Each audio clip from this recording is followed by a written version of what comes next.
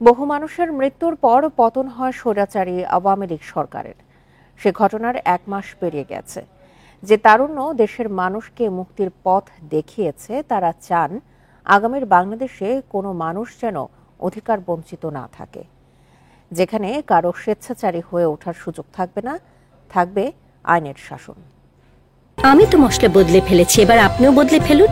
একবার প্রাণ গুঁড়া মশলা ব্যবহার করেই দেখুন। সরকারি চাকরিতে কোটা সংস্কারের দাবিতে গত জুলাইয়ের শুরুর দিকে আন্দোলনে নামেন শিক্ষার্থীরা। শান্তিপূর্ণ কর্মসূচিতে নানা সময়ে উস্কানিও দেন আওয়ামী লীগের মন্ত্রী এমপিরা। তার জবাব দেওয়ার জন্য ছাত্রলীগ সহ কয়েকদিনের মাথায় ঢাকা বিশ্ববিদ্যালয়ের শিক্ষার্থীদের ওপর ন্যাক্কারজনক হামলা চালায় ছাত্রলীগ। এরপরেই দেশ জুড়ে উত্তেজনা শুরু হয়। মুক্তিযোদ্ধাদের নাতিপুতিরাও পাবে না, তাহলে কি রাজাকারের নাতিপুতিরা পাবে? সরকার প্রধান হিসেবে শেখ হাসিনার বক্তব্যকে কেন্দ্র করে আরও বিক্ষুব্ধ হয়ে ওঠেন শিক্ষার্থীরা। ঘোষণা আসে কমপ্লিট শাটডাউনের। এই কর্মসূচি ঘিরে পুলিশের নির্বিচার গুলিতে মারা যান অনেকে। জারি হয় কারফিউ। পরে সমন্বয়কদের তুলে নেয় ডিবি। এক পর্যায়ে এক দফা আন্দোলন শুরু হয়।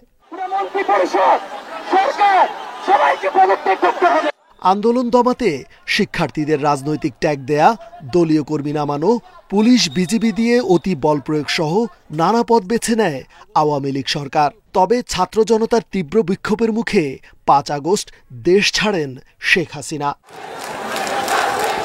রক্তের বিনিময়ে দেশকে স্বৈরাচার মুক্ত করার কারিগররা নতুন বাংলাদেশের রূপরেখা নিয়ে সোচ্চার আছেন। তারা চান আগামীর বাংলাদেশে কারো অধিকার ক্ষুণ্ণ হবে না।